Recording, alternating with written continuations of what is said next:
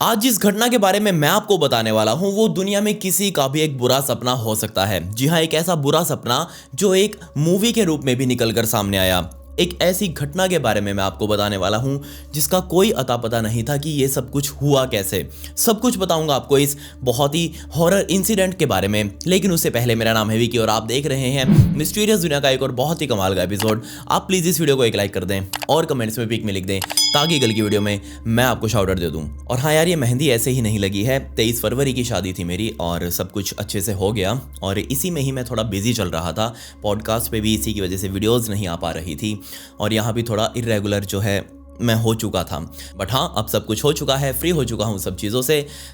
अब आपको दोनों चैनल्स पर ही रेगुलर वीडियोस मिलेंगी। मैंने आपको कहा था मैं कुछ टाइम के लिए बिजी चल रहा हूँ और वो बिजीनेस अब खत्म हो चुकी है।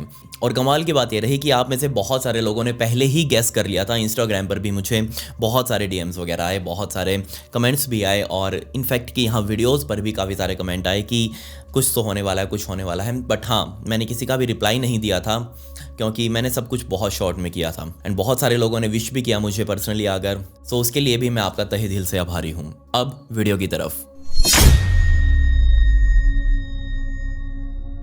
इस केस को समझने के लिए हमें शिकागो, इलिनॉय, अमेरिका में जाना पड़ेगा और समय था सन 1987 का। जी हाँ, जनवरी 1987 में एक दिन यहाँ की एक बिल्डिंग में रहने वाली रूथी मैकनॉय नाम की एक महिला, जिसकी उम्र उस टाइम पर 52 साल की थी। ये अच्छी खासी लंबी चौड़ी महिला इस बिल्डिंग में 11th फ्लोर पर रहा करती थी। और एक दिन ये अपने घर से रात के टाइम पर बाहर निकली। इसने वही अपने आम से कपड़े डाले हुए थे। इसने एक लंबी सी छड़ी हाथ में ली और अपने कमरे से बाहर निकलकर ये औरों के कमरों के पास जाने लगी। सभी के कमरों को वो खटखटाती हुई जा रही थी, सभी को चिल्लाती हुई जा रही थी और कहीं भी रुककर वो अपनी जो छड़ी उसने साथ में ली हुई थी उसको पकड़कर वो कहीं भी घुमाने लग जाती। ऐसा लग रहा था जैसे वो किसी के साथ लड़ाई कर रही हो, लेकिन असल में उसके साथ लड़ने वाला कोई था ही नहीं। क्योंकि यहाँ पर वो जो छड़ी चला रही थी वो तो हवा में चला रही थी। किसको मार रही थी ये आज तक नहीं पता। अपना 11वां फ्लोर चेक करने के बाद रूथी नाम की वो महिला 10वें फ्लोर पर नीचे उतरी और वहां पर भी सभी के दरवाजों को खटखटाने लग गई कि क्या उसका कोई दरवाजा खोलता है या नहीं। सभी के वो डोर नॉब्स जो होते हैं, बाहर के हैंडल होते हैं दरवाजों वाले, उनको खोलकर चेक करने लग गई कि क्या किसी का दरवाजा खुला है या नहीं। अगर खुला होता तो वो उनको जाकर बताती। 4 दरवाजे उसने लाइन में चेक करे लेकिन एक का भी दरवाजा खुला नहीं था। और जैसे ही उसने 5वां दरवाजा खोलना चाहा तो कमाल की बात यह थी कि वो दरवाजा खुल गया। और जैसे ही वो दरवाजा खुला, रूथी ने पकड़कर वो दरवाजा दूर फेंक कर मारा और तुरंत ही वो अंदर घुसकर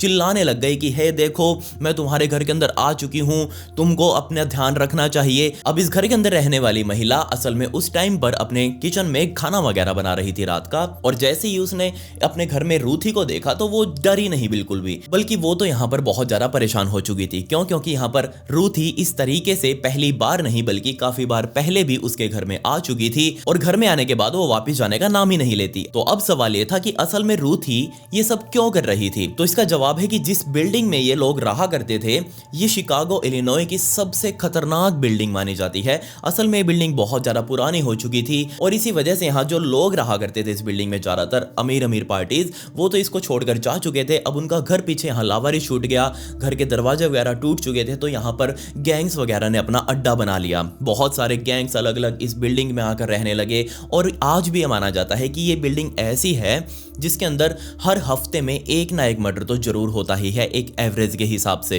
अब क्योंकि ये बिल्डिंग बहुत ज्यादा खतरनाक थी, पहले भी खतरनाक थी, तो रूथी ने ही यहाँ पर अपने आप को ड्यूटी दे दी कि वो बिल्डिंग में रहने वाले सभी लोगों को जाकर उनके घर पर समझाएगी कि ये बिल्डिंग बहुत ज्यादा खतरनाक है और आप अपना दरवाजा अंदर से बंद करके रखिएगा और जब तक आपका कोई जान पहचान वाला दरवाजे पर ना आ जाए तब तक आप दरवाजा किसी के लिए भी मत खोलिएगा।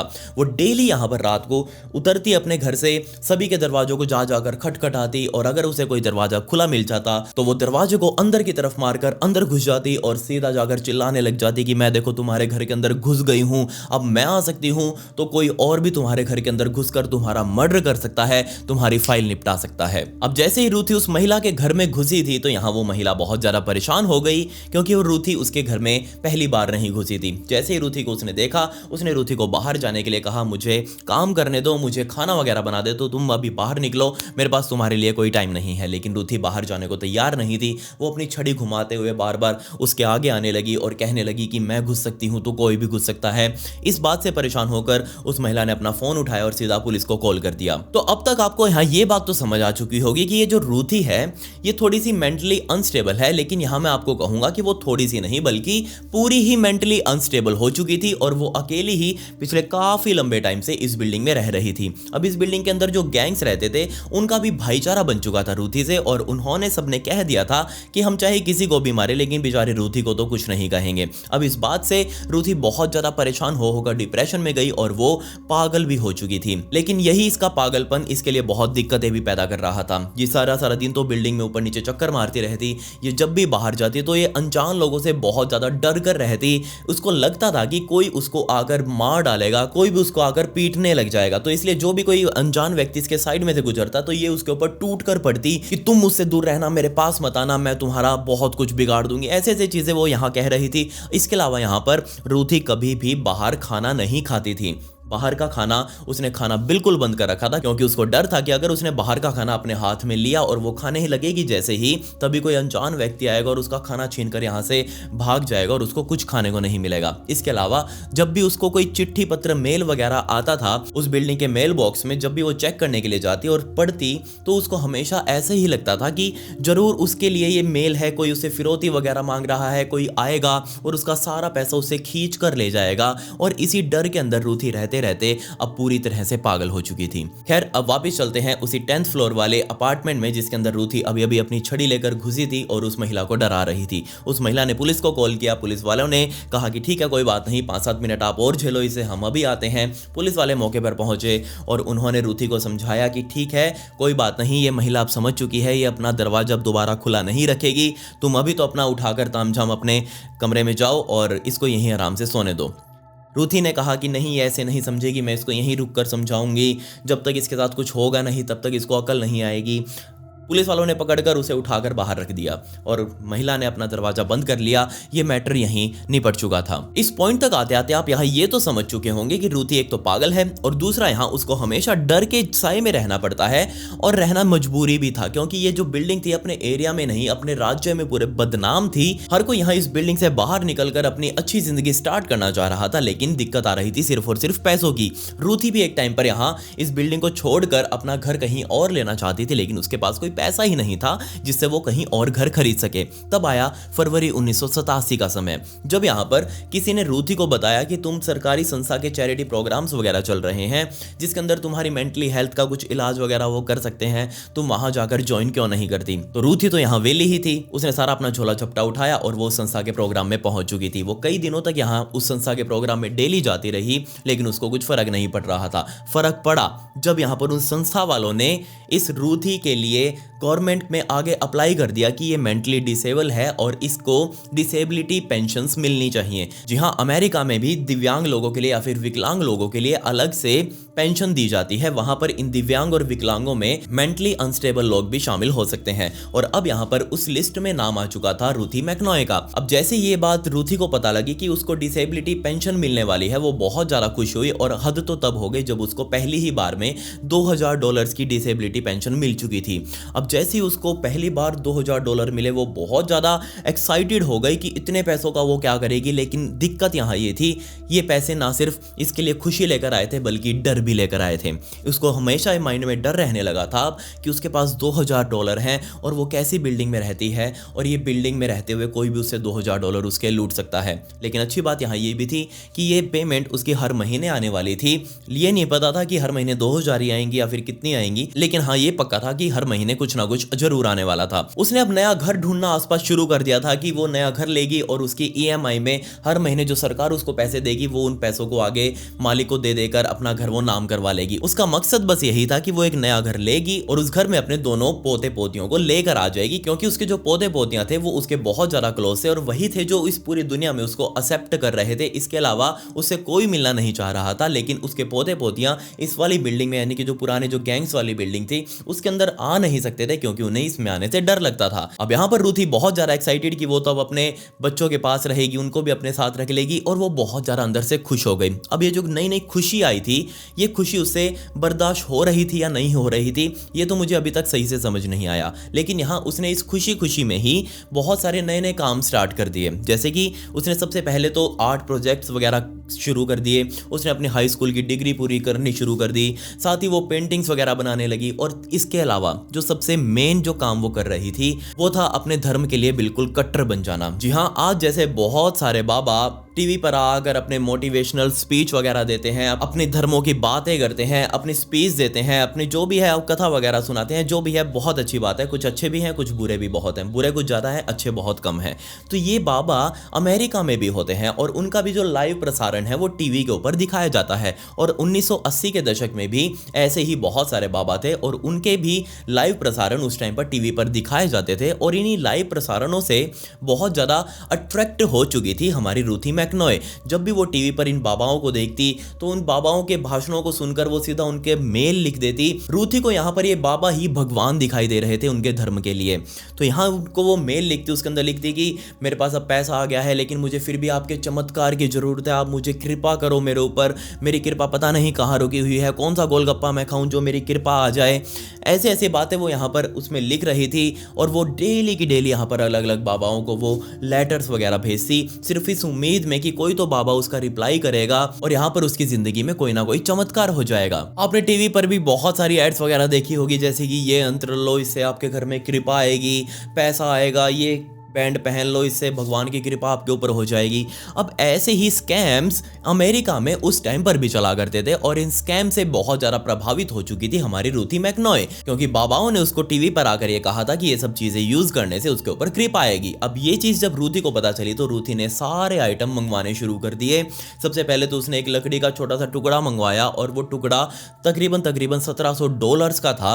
आज के हिसाब से अगर हम $1700 देखें तो तकरीबन 1,30,000 के आसपास का हो जाता है। तो वो लकड़ी का टुकड़ा जब उसने हाथ में लेकर देखा तो उसको महसूस हुआ कि ये तो कोई चमत्कारिक सा टुकड़ा है, क्योंकि उसके ऊपर लिखा हुआ था कि ये लकड़ी का टुकड़ा अगर आप घर में रखोगे तो आपके साथ कोई चमत्कार होगा। इसके अलावा यहाँ उसने एक पानी की बोतल मंगवाई, वो भी बहुत महंगी थी और उस पानी की बोतल के लिए कहा जा रहा था कि ये बहुत ही पवित्र नदी जो अमेरिका की है, जॉर्डन नदी, उससे भरी गई है और इस पानी को पीने से कोई भी बूढ़ा व्यक्ति वापस जवान हो जाएगा। अब ये चीज़ जैसे ही रूथी को महसूस हुई कि वो वापस जवान हो सकती है, उसके ऊपर कृपा हो सकती है, वो इन चीज़ों से बहुत ज़्यादा इन्फ्लुएंस्ड हो चुकी थी और उसने बहुत सारे ऐसे ऐसे प्रोडक्ट्स मंगवाने शुरू कर दिए, क्योंकि यहाँ सरकारी पेंशन उसके पास आ रही थी। अब जो पैसा उसे घर खरीदने के लिए बचाना था वो सारा का सारा वो बाबा लोग जो स्कैम करते हैं ऑनलाइन आकर वो उसे लूटे जा रहे थे। एक बार अगर वो किसी की कस्टमर बन गई तो बार बार उसके घर नए नए प्रोडक्ट्स भेजते और उसे पैसे लेते। डेली यहाँ पर रूथी कुछ ना कुछ आइटम्स मंगवा रही थी फोन कर करके, ऑनलाइन जो भी था उस तरीके से। और अब उसको इंतजार था अपने साथ कोई चमत्कार होने का। जी हाँ, वो सारा दिन अपने कमरे में सजा कर रखती अपने कमरे को। वो अलग अलग न्यूज़पेपर के जो कटिंग्स होती हैं और ऐसी कटिंग्स जिसके अंदर हेडलाइंस थी कि यहाँ इस व्यक्ति के साथ भगवान का कोई चमत्कार हुआ है। अब हुआ या नहीं हुआ ये मुझे भी नहीं पता, लेकिन वो इस तरह की कटिंग्स को काट कर न्यूज़पेपर की अपने कमरे की दीवारों पर चिपका कर रखती, सिर्फ इस उम्मीद में कि इन लोगों के साथ चमत्कार हुआ है तो मेरे साथ भी होगा। और अपने साथ चमत्कार होने के लिए वो जो चीज़ उसने सारी मंगवा कर रखी थी, सभी आइटम्स, वो उनको अपने पास रखा करती थी, क्योंकि इन्हीं की वजह से तो चमत्कार उसके ऊपर होना था। वो जवान लगने लगती, उसका दिमाग ठीक हो जाता, वो बहुत ज्यादा अमीर हो जाती। अब मुझे तो ये समझ नहीं आ रहा कि कौन सा माल यहाँ पर रूथी को मिल चुका था जिसे फूंक कर अब यहाँ रूथी ऐसी चीजें सोच रही थी कि उसके साथ इन चीजों से चमत्कार होगा। रूथी बार बार यहाँ पर न्यूज़पेपर्स में पढ़ रही थी कि जिनके साथ भी चमत्कार हुआ है वो रोज सुबह जा जाकर अपने आप को शीशे में देखते हैं और वो खुद को बदला बदला महसूस करते हैं। अब इस चीज से प्रभावित होकर रूथी भी सुबह सुबह उठती और जाकर अपने बाथरूम में लगे हुए शीशे के सामने जाकर खड़ी हो जाती कि हाँ मेरे अंदर कोई चेंज आया या नहीं आया। लेकिन रूथी के अंदर कोई चेंज नहीं था। लेकिन अब दिन आया 22 अप्रैल 1987 का, जब यहाँ पर काफी टाइम बीत चुका था रूथी को वो चीजें मंगवाते हुए और अब चमत्कार का इंतजार करते हुए। जब यहाँ 22 अप्रैल 1987 के दिन दोपहर को रूथी उसी शीशे के सामने खड़ी थी अपने और इंतजार कर रही थी कि कोई चमत्कार उसके साथ हो जाए और वो बहुत ज्यादा जवान बन जाए, सुंदर बन जाए, उसके पास बहुत सारा पैसा आ जाए। लेकिन ये सब कुछ तो नहीं हुआ, बट यहाँ उसको अपने ही इस कमरे की दीवारों से बहुत गंदी गंदी आवाजें आने लगी थी। जी हाँ, कोई था जो उसके यहाँ इस दरवाजे के ऊपर, इस शीशे के पीछे, इस दीवारों के पीछे, इस छत के ऊपर बहुत जोर जोर से उसके कमरे के ऊपर ठोका पीटी कर रहा था, उससे बात करने की कोशिश कर रहा था। लेकिन रूथी को समझ ही नहीं आ रहा था कि ये आवाज़ें आखिर है कहाँ से। अब रूथी को लगा कि शायद ये आवाज़ें और किसी की नहीं बल्कि भगवान की ही आवाज़ें हैं। भगवान साक्षात उसके कमरे में आ चुके हैं और उससे बातें करना चाहते हैं और उसको चमत्कार देना चाहते हैं, उसकी ज़िंदगी अब वो बदलना चाहते हैं। ये चीज़ जानकर रूथी बहुत ज़्यादा अपने आप ही खुश हो गई। उसने सब कुछ अपने आप ही सोच लिया था और वो अब इंतज़ार कर रही थी भगवान के सामने से प्रकट होने का। लेकिन जिन आवाज़ों को रूथी यहाँ पर भगवान की आवाज़ें समझ रही थी, वो आवाज़ें किसी और ही चीज़ की थी। यकीन मानिए, वो आवाज़ें आपके लिए भी बुरा सपना बन सकती हैं। तो आप प्लीज़ अपने विवेक से काम लें, जो आगे मैं आपको बताने वाला हूँ। 22 अप्रैल 1987 के दिन ही रात के तकरीबन 8:45 बजे हुए थे। तब यहाँ पर रूथी ने अपना फ़ोन उठाया और फ़ोन सीधा किया 911 को, इमरजेंसी हेल्पलाइन को, और वहाँ फ़ोन करके उसने अपने आप के लिए मदद मांगी। उसने कॉल करके पुलिस को बताया कि यहाँ पर उसके साथ बहुत अजीब अजीब चीज़ें हो रही हैं। उनकी जो अलमारी है वो अपने आप हिल रही है और यहाँ उसके जो पड़ोसी हैं वो उसके घर का बाथरूम यूज़ करना चाह रहे हैं। अब ये ऐसी वो अजीब अजीब चीज़ें बोल रही थी। उसका पैसा लेना चाह रहे हैं लोग। अब इन अजीब अजीब चीज़ों को सुनकर वो जो पुलिस वाला था, जो कॉल पर था उस टाइम पर, उसको बहुत अजीब सा लगा। उसको समझ ही नहीं आ रहा था कि आखिर ये महिला उसको समझाना क्या चाहती है। वो भी उसको कहना चाह रहा होगा कि मुंह से सुपारी निकाल कर बात करे, लेकिन नहीं, यहाँ पर खुद यहाँ रूथी को ही समझ नहीं आ रहा था कि उसके साथ हो क्या रहा है। वो इन आवाज़ों से बहुत ज़्यादा परेशान हो चुकी थी, क्योंकि वो सुबह से ही लगभग भगवान के आने का इंतजार कर रही थी, चमत्कार होने का इंतजार कर रही थी। लेकिन चमत्कार तो हुआ नहीं, बल्कि यहाँ तो वे आवाजें ही बार बार उसको नमस्कार कर रही थी। खैर, उस टाइम पर तो यहाँ उस पुलिस वाले ने कह दिया कि ठीक है, कोई बात नहीं, हम अभी यहाँ आते हैं और आप अपने घर पर ही रुकिएगा, शांति बनाकर रखिएगा। लेकिन पुलिस वालों को यह भी पता था कि रूथी हमेशा से ही उनके लिए मुसीबतें खड़ी करती आई है। कोई मतलब नहीं होता उसकी बातों का, इसलिए हमें यहाँ इसके पास जाने की कोई ज़रूरत नहीं है, हम नहीं जाएंगे। लेकिन तकरीबन 15 मिनट बाद, रात के 9 बजे के आसपास, पुलिस वालों के पास एक और कॉल आई इसी बिल्डिंग से, और उस कॉल करने वाले ने पुलिस को बताया कि रूथी के अपार्टमेंट में से बहुत ज़्यादा ठोका पीटे की बहुत तेज़ आवाज़ें आ रही हैं। आप प्लीज़ यहाँ आ जाइए और देखिए कि एक बार आखिर क्या हो रहा है यहाँ पर। पुलिस वालों ने अब की बार भी उनकी बातों को सीरियसली नहीं लिया और उनको कोई जल्दी नहीं थी रूथी के अपार्टमेंट में पहुंचने की। वो आराम से अपनी गाड़ी लेकर इस बिल्डिंग में पहुंचे। वो 11वें फ्लोर पर गए और उन्होंने देखा कि रूथी का अपार्टमेंट अंदर से बंद है। उन्होंने तुरंत अब यहाँ इसको दरवाजे को खटखटाना शुरू किया, लेकिन दरवाजा किसी ने नहीं खोला। वो बार बार खटखटाए जा रहे थे बाहर खड़े पुलिस वाले, लेकिन अंदर से कोई दरवाजा नहीं खोल रहा था। जिसके बाद पुलिस वालों ने उसी 911 हेल्पलाइन को फोन किया और कहा कि जिस नंबर से आपके पास फोन आया था रूथी के अपार्टमेंट से, आप प्लीज उनको कॉल करिए और कहिए कि हम बाहर खड़े हैं घर के उनके और दरवाजा खोले। तो अब उस पुलिस वाले ने यहाँ रूथी के घर पर फोन किया और रूथी का जो लैंडलाइन था वो घर के अंदर बज रहा था। उसकी आवाजें बाहर खड़े पुलिस वालों को सुनाई दे रही थी कि अंदर फोन बज रहा है, लेकिन कोई फोन नहीं उठा रहा था। अब रूथी आखिर गई कहाँ? रूथी का घर अंदर से बंद था, लेकिन फोन नहीं उठा रहे थे। पुलिस वालों को भी कोई जल्दी नहीं थी। पुलिस वालों को लगा कि ये महिला थोड़ी अनस्टेबल है मेंटली, तो इसका कोई भरोसा नहीं है, ये अंदर खा पी कर सो गई होगी या फिर किसी चमत्कार के होने का इंतजार कर रही होगी। तो हमको कोई जल्दी नहीं करनी चाहिए, ये इसको आराम से करने दो, हम यहाँ से इसको यहीं छोड़कर चलते हैं। पुलिस वालों ने अपना तामझाम वापस समेटा और वो उसको वहीं छोड़कर निकल चुके थे। वो रात भी यहाँ बीत गई, किसी को कोई केयर नहीं थी रूथी की। आखिर रूथी गई कहाँ पर? वो दरवाजा क्यों नहीं खोल रही? पुलिस वालों ने भी किसी से ज्यादा पूछने की कोशिश नहीं करी। दोबारा कोई आवाज यहाँ रूथी के उस कमरे से नहीं आई, तो सब रूथी को अब लगभग भूल चुके थे। अगला दिन आ चुका था। अगले दिन यहाँ रूथी की एक फ्रेंड जो कि इसी बिल्डिंग में रहा करती थी, उसको रूथी से कुछ काम था। उसने रूथी के घर पे फोन किया, लेकिन रूथी ने फोन नहीं उठाया। वो उठकर ऊपर गई रूथी वाले फ्लोर पर और जाकर रूथी का दरवाजा खटखटाया, लेकिन रूथी ने दरवाजा नहीं खोला। उस फ्रेंड को लगा कि शायद हो सकता है रूथी सो रही हो, तो वो वापस नीचे आ गई। शाम होते होते वो वापस रूथी के घर पर गई और वापस जाकर दरवाजा खटखटाया, लेकिन अभी भी रूथी ने दरवाजा नहीं खोला। अब इस पॉइंट पर आकर यहाँ उस फ्रेंड को बहुत ज्यादा टेंशन होने लगी रूथी की कि आखिर वो फोन नहीं उठा रही, वो दरवाजा नहीं खोल रही, जबकि दरवाजा अंदर से बंद है। रूथी आखिर गई कहां पर? वो तुरंत अपने फ्लोर पर आई और फ्लोर पर ही उसे इस बिल्डिंग में काम करने वाला सफाई कर्मचारी दिख गया और उससे उसने पूछा कि रूथी कहाँ पर है, तुमने देखा है क्या? तो उस सफाई कर्मचारी ने बताया कि मैडम मैंने तो उसे नहीं देखा, मैं खुद उसके घर पर सफाई करने के लिए गया था, लेकिन उसने दरवाज़ा नहीं खोला। अब दरवाज़ा नहीं खोलेगी तो मैं सफाई करूँ कैसे? जिसके बाद उस फ्रेंड ने सफाई कर्मचारी से कहा कि एक बार तुम मेरे साथ ऊपर चलो, उस दरवाजे को तोड़कर देखते हैं कि आखिर रूथी अंदर कर क्या रही है। तो यहाँ पर वो सफाई कर्मचारी अपने साथ हथौड़ा वगैरह लेकर, अपना पूरा तामझाम लेकर ऊपर पहुंच चुका था उस फ्रेंड के साथ। अब दोनों ने मिलकर उस दरवाजे को तोड़ना शुरू किया और जल्दी अब वो जो हैंडल था दरवाजे का वो टूटकर नीचे हाथ में आ चुका था। दरवाजा खुला और दरवाजा खुलते ही दो चीजें अब उस फ्रेंड के सामने और इस सफाई कर्मचारी के सामने आ चुकी थी। सबसे पहली चीज, इस अपार्टमेंट में यानी कि रूथी वाले घर के अंदर बहुत ही गंदी भसड़ मची हुई थी। क्यों? क्योंकि यहाँ पर सब चीजें उलट पुलट हो रखी थी, सब चीजें मैस बन चुकी थी, कोई ध्यान नहीं था किसी का, सब चीज़ें गंदगी में पड़ी हुई हैं। और दूसरी चीज़, यहाँ पर बहुत सारी चीज़ें इस घर से गायब भी थी। जी हाँ, रूथी को अपने टीवी से बहुत प्यार था क्योंकि उसके ऊपर वो भाषण देखा करती थी बाबाओं का, और वो टीवी यहाँ से गायब था। इसके अलावा यहाँ पर काफ़ी सारी और भी चीज़ें थी जो इस घर से अब गायब हो चुकी थी। लेकिन गायब हुई कैसे? एक महिला जिसके साथ चमत्कार होने वाला था, उसने बहुत मोटा पैसा खर्च किया था अपने ऊपर चमत्कार करवाने के लिए, वो तो यहाँ इस दुनिया से ही चमत्कारिक रूप से गायब हो चुकी थी। खैर, यहाँ वो दोनों घर के अंदर घुसे और रूथी को आवाज़ लगाने लगे, लेकिन रूथी बाथरूम में मिली। जी हाँ, रूथी अपने घर के बाथरूम में फर्श के ऊपर पड़ी हुई थी और वो फर्श उसका पूरा रूथी के खून से भरा हुआ था।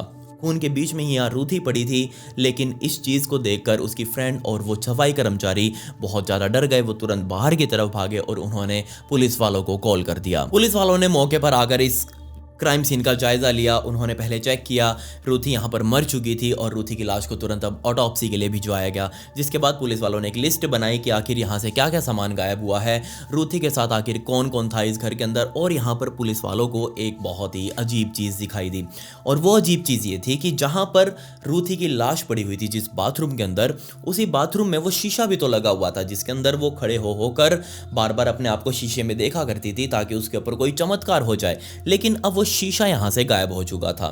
शीशा तो गायब था, वो कोई बड़ी बात नहीं थी, लेकिन उस शीशे के पीछे एक बहुत बड़ी और गहरी सुरंग बनी हुई थी। जी हाँ, पुलिस वाले सुरंग को देखकर बहुत ज्यादा हैरान थे। खैर, यहाँ पर इस सुरंग का इस मर्डर के साथ बिल्कुल डायरेक्ट रूप से लेना देना है। मैं आपको सब कुछ बताऊंगा इसके बारे में, लेकिन कुछ ही मिनटों में। खैर, यहाँ पर पुलिस वालों ने उस घर की जांच करने के बाद इस केस को एक ओपन और शट का केस बता दिया। जी हाँ, पुलिस वालों ने कहा कि क्योंकि ये बिल्डिंग बहुत ज्यादा खतरनाक है, मैंने आपको बताया ही था कि यहाँ इस बिल्डिंग में हर एक हफ्ते में एक मर्डर तो कम से कम होता ही है।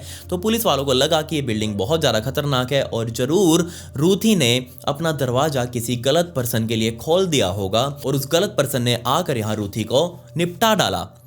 लेकिन कैसे? खैर, कुछ दिनों बाद यहाँ पुलिस ने इसी बिल्डिंग में रहने वाले एडवर्ड टर्नर नाम के एक लड़के को, जिसकी उम्र उस टाइम पर सिर्फ 19 साल की थी, उसको यहाँ झप लिया और झपते ही पुलिस स्टेशन लेकर आई। उसको झपने का कारण सिर्फ एकमात्र यही था कि वो यहाँ अपने घर में रहते हुए रूथी वाला टीवी यूज कर रहा था जो कि उसके अपार्टमेंट से गायब हुआ था और इस एडवर्ड टर्नर के घर पर मिला था। लेकिन यहाँ पर पुलिस वालों को लग रहा था कि ये अकेले एडवर्ड का काम नहीं हो सकता। ये सामान इतना सारा लेकर जाना और एक 52 साल की महिला को निपटा देना एक 19 साल का लड़का अकेला तो कर नहीं सकता, जरूर उसमें यहाँ पर एक से ज्यादा लोग शामिल हैं। तो पुलिस दूसरे व्यक्ति की तलाश में लग चुकी थी। अब आ चुका था जून 1987 का समय, तकरीबन 2 महीने होने वाले थे रूथी की मौत हुए। तब यहाँ पर पुलिस वालों ने एक बहुत ही अजीब और डरावनी सी अफवाह सुनी इस रूथी के बारे में, इस रूथी के कमरे के बारे में और इस पूरी बिल्डिंग के बारे में। और जब पुलिस वालों ने इस अफवाह को पचाने की कोशिश करी तो लिटरली उनको विश्वास ही नहीं हो रहा था कि ऐसा कुछ भी हो सकता है। लेकिन जब उन्होंने इस अफवाह को एक बार रियलिटी चेक किया तब वो हैरान हो गए कि हाँ, जो हम सुन रहे थे वो सच में सच था। और ना सिर्फ सच था बल्कि डायरेक्टली रूप से रूथी के मर्डर से भी इसका लेना देना था। तो वापिस चलते हैं 22 अप्रैल 1987 की रात को ही, जब यहाँ पर पुलिस वालों को कॉल आई थी रूथी की तरफ से। रूथी ने उस कॉल में कहा था कि मुझे बहुत अजीब अजीब आवाजें सुनाई दे रही हैं। और जैसे वो कॉल कट हुई उसके बाद यहाँ पर रूथी को एक बहुत तेज आवाज सुनाई दी। जब वो अपने घर में बेड पर बैठी हुई थी, उसका बाथरूम यहाँ सामने ही था, तब यहाँ पर उसको बहुत तेज बैंगिंग की आवाज सुनाई दी अपने बाथरूम की तरफ से, और उसके सामने ही यहाँ उसका बाथरूम का दरवाजा एक झटके में खुला और सामने वो जो शीशा जिसके अंदर वो सारा दिन खड़े होकर अपना इंतजार कर रही थी चमत्कार होने का, अब उस शीशा वहां पर अपनी जगह पर नहीं था और उस शीशे के पीछे एक बहुत गहरी काले रंग की सुरंग बनी हुई थी और उस काले रंग की सुरंग के अंदर ही यहाँ उसको कुछ दिखाई दे रहा था। अब ये चीज देखते ही वो बहुत ज्यादा डर गई। उसने पुलिस वालों को कॉल किया और कहा कि मुझे कुछ दिखाई दे रहा है, लेकिन वो समझ नहीं आ रहा था कि आखिर उस सुरंग के अंदर है क्या, कौन यहाँ पर है जो उसके घर के अंदर आने की कोशिश कर रहा है। उसको लगा कि हो सकता है ये कोई पड़ोसी ही हो, उसको लगा कि हो सकता है ये भगवान हो। वो सब कुछ यहाँ अपने माइंड में एक्सेप्ट करने की कोशिश कर रही थी और पुलिस वालों को समझाने की कोशिश कर रही थी कि वो जो अभी सामने देख रही है वो सब कुछ सच है, लेकिन पुलिस वालों ने उसकी बात पर विश्वास ही नहीं किया। उस कॉल पर पुलिस वाले ने कहा था कि ठीक है, हम आपके लिए मदद अभी भेज रहे हैं, और जैसे ही वो कॉल कटी तभी उसी टाइम पर रूथी अपने बेड से उठी और उसने जाकर देखना चाहा कि आखिर उसके बाथरूम में कौन है। और जैसे ही वो अपने बेड से उठकर बाथरूम की तरफ गई तभी वो जो शीशा जहां लगा हुआ था उसकी जगह जो अब छेद बना था, एक सुरंग सी जो बनी थी, उस सुरंग के अंदर से दो हाथ काले रंग के वो बाहर निकले और उन्होंने निकलकर नीचे जो सिंक लगी हुई थी उस शीशे के नीचे, आपको भी पता होगा वॉश बेसिन टाइप लगी होती है, उन हाथों ने बाहर निकलकर उस वॉश बेसिन को पकड़ लिया और तभी बाहर एक मुंह निकला, आंखें निकली और तभी कंधे भी बाहर निकल चुके थे। जी हाँ, एक व्यक्ति अब इस सुरंग से होते हुए बाहर आया और अब वो आकर सीधा रूथ के सामने खड़ा था। रूथी ने जब उस व्यक्ति को देखा तो व्यक्ति को वो पहचान चुकी थी और इससे पहले कि वो व्यक्ति को कुछ बोल पाती या फिर उसके लिए कुछ कर पाती, उस व्यक्ति ने अपनी जेब में रखा सामान यानी कि बंदूक को निकाला और सीधा 4 शॉट फायर कर दिए रूथी के ऊपर। रूथी को यहाँ 4 गोलियां लगी थी और उन गोलियों की वजह से यहाँ खून उसका सारा शरीर से निकल चुका था और उसकी मौत थोड़ी ही देर बाद अब होने वाली थी। खैर, यहाँ पर रूथी को 4 गोलियां मारने के बाद उस सुरंग से हो सकता है एक और व्यक्ति भी बाहर निकला हो, लेकिन मुझे इसके बारे में अभी तक तो पता नहीं। खैर, वो जो व्यक्ति बाहर निकला था उसने अब यहाँ इस घर के अंदर भसड़ मचानी शुरू कर दी, सारा सामान उथल पुथल कर दिया और इसके अलावा यहाँ पर उसने काफ़ी सारा सामान चोरी किया और उसी सुरंग के सहारे ही वो सामान को अपने साथ ले गया। कमाल की बात यहाँ ये थी कि रूथी की आंखों के सामने ही रूथी उस टाइम पर जिंदा थी जब उसके घर के अंदर वो आदमी चोरी कर रहा था। और हद तो तब हो गई जब यहाँ पर पुलिस वाले इस मौके पर पहुंचे थे उस दूसरे अपार्टमेंट वाले की कॉल के रिस्पॉन्ड में कि यहाँ रूथी के घर से आवाज़ें आ रही हैं बैंगिंग की। और उस कॉल का रिस्पॉन्स करते हुए जब पुलिस वाले यहाँ पहुंचे थे और दरवाज़ा खटखटाया था रूथी का, उस टाइम पर भी रूथी जिंदा थी, अंदर सिसक रही थी और बाहर पुलिस वाले खड़े थे, लेकिन बीच में वो दरवाज़ा आ गया था। अगर पुलिस वाले हिम्मत लगाकर उस दरवाजे को तोड़ डालते तो शायद रूथी आज भी जिंदा होती। तो असल में जो अफवाह पुलिस वालों ने सुनी थी इस बिल्डिंग के बारे में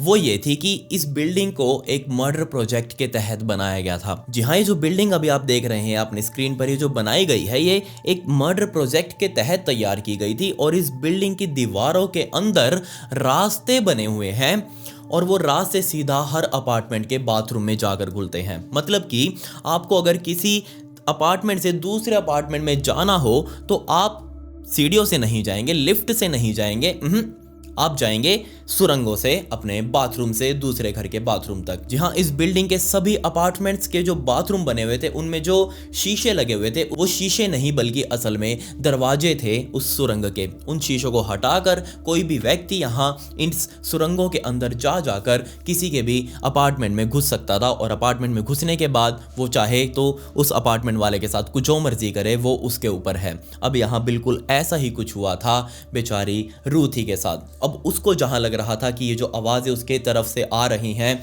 जो ऊपर बैंगिंग की खटपट की आ रही हैं, विस्परिंग की आ रही हैं, उसको लग रहा था कि भगवान कहीं से प्रकट हो रहे हैं, बल्कि यहाँ तो यमराज साक्षात उसके सामने प्रकट हुए और उसकी जान लेकर चले गए। मुझे लगता है कि हुआ ये होगा जैसे कि रूथी की जो डिसेबिलिटी पेमेंट्स आ रही थी, जो सरकार की तरफ से पैसा उसे मिल रहा था, शायद रूथी ने उसके बारे में अपनी बातें, इस पैसे के नॉलेज इस बिल्डिंग में रहने वाले लोगों को दे दी होगी कि हाँ, मेरे पास तो पैसा आने लगा है सरकार की तरफ से, मैं तो जल्दी इस बिल्डिंग से निकल जाऊंगी, नया घर लूंगी, अपने पोते पोतियों के साथ रहूंगी, मुझे अब इस बिल्डिंग से कोई लेना देना नहीं है। ऐसी ऐसी बातें हाँ रूथी उस बिल्डिंग में रहने वाले लोगों को बता रही थी। और जैसे ही ये बातें लोगों को पता चली, अब उस बिल्डिंग में तो रहते ही पहले सारे छटे हुए बदमाश थे, तो ऑब्वियसली उनके लिए तो रूथी एक ईजी टारगेट थी। सभी ने इंतजार किया होगा जरूर कि रूथी के पास पहले बहुत सारा पैसा इकट्ठा हो जाने दो, तब जाकर यहाँ उसे लूटेंगे। और तब यहाँ पर एक से ज्यादा लोगों ने, तकरीबन 2 लोगों ने यहाँ प्लान बनाया होगा। बाथरूम में मौजूद उन सुरंगों के सहारे सीधा जाएंगे उस रूथी के अपार्टमेंट में और शीशा तोड़कर यहाँ उसका सारा सामान लूट लेंगे, उसके पैसे लूट लेंगे, और अगर वो बीच में आई तो उसे निपटा भी देंगे। बेचारी रूथी बीच में आई, उसको 4 गोलियां भी लगी और रूथी की फाइल वहीं निपट चुकी थी। खैर यहाँ पर वो जो एडवर्ड टर्नर, जिसकी उम्र उस टाइम पर 19 साल की थी, उस लड़के को जब गिरफ्तार किया गया था क्योंकि यहाँ पर उसके पास रूथी का टीवी मिला था, और दूसरा लड़का भी यहाँ पर एक और गिरफ्तार किया गया, लेकिन उन दोनों को ही रिहा कर दिया गया। क्यों? क्योंकि यहाँ पर सिर्फ एक टीवी के बिहाफ पर आप किसी के ऊपर मर्डर का चार्ज नहीं लगा सकते। कोर्ट ने यहाँ पर माना कि ये लड़के शायद हो सकता है निर्दोष हो या फिर दोषी भी हों, लेकिन इनके खिलाफ कोई सबूत निकालना लगभग इम्पॉसिबल काम है, क्योंकि यहाँ पर बहुत सारे लोग इस बिल्डिंग में रहते हैं, सैकड़ों और सैकड़ों के सैकड़ों ही इस तरह की जो सुरंगें अंदर बनाई गई थी उनके अंदर चलते रहते हैं सारा सारा दिन, पूरी पूरी रात यहाँ किसी किसी के अपार्टमेंट में झांकते रहते हैं सिर्फ चोरी चकारी के लिए ही, और अगर कोई दिक्कत आती है तो वो मर्डर भी कर देते हैं। तो यहाँ ये चीज़ बहुत नई नहीं है, इसलिए हम यहाँ पर इस एडवर्ड को दोषी नहीं ठहरा सकते और इसलिए हम उसे रिहा भी कर रहे हैं। एडवर्ड को भी रिहा कर दिया गया, दूसरे लड़के को भी रिहा कर दिया गया, और अज्ञात 2 लोगों के खिलाफ यहाँ पुलिस ने मामला दर्ज किया। लेकिन बदकिस्मती से आज तक ये पता ही नहीं चल पाया कि असल में रूथी के साथ ये सब किसने किया है, कौन थे वो आए थे जो इस अपार्टमेंट में बाथरूम के सहारे, और कौन थे वो जिन्होंने रूथी को 4 गोलियां मारकर उसका सारा सामान चोरी किया और उसको जान से ही मार डाला। ये चीज़ आज तक भी एक रहस्य बनी हुई है, और ये हॉरर मूवी और ये सब कुछ होना किसी के लिए भी एक बुरा सपने जैसा हो सकता है, लेकिन बेचारी रूथी ने तो इसे असल में झेला, वो भी एक ऐसी महिला जो थोड़ी मेंटली अनस्टेबल थी। खैर इसके ऊपर ही यहाँ बहुत फेमस कैंडीमैन मूवी भी बनी हुई है, आप सभी ने जरूर देखी होगी, अगर नहीं देखी तो आप जाकर देख सकते हैं। ये कहानी थी रूथी मैकनॉय की। खैर अगर आपको इस स्टोरी से रिलेटेड कोई क्वेश्चन हो तो आप मुझे इंस्टाग्राम पर मैसेज कर सकते हैं, ये मेरी इंस्टाग्राम आईडी है, इसका लिंक आपको डिस्क्रिप्शन में भी मिल जाएगा। यहाँ इंस्टाग्राम पर भी मैं ऐसी ही स्टोरी छोटे फॉर्मेट में रील्स में डालता हूँ, तो आप प्लीज़ मुझे वहाँ फॉलो जरूर कर लें। खैर पिछली वीडियो का शाउट आउट, वायरल अपडेट को and comment pick me to get a shout out in next video. मिलते हैं अगली वीडियो में। ये वीडियो देखने के लिए धन्यवाद।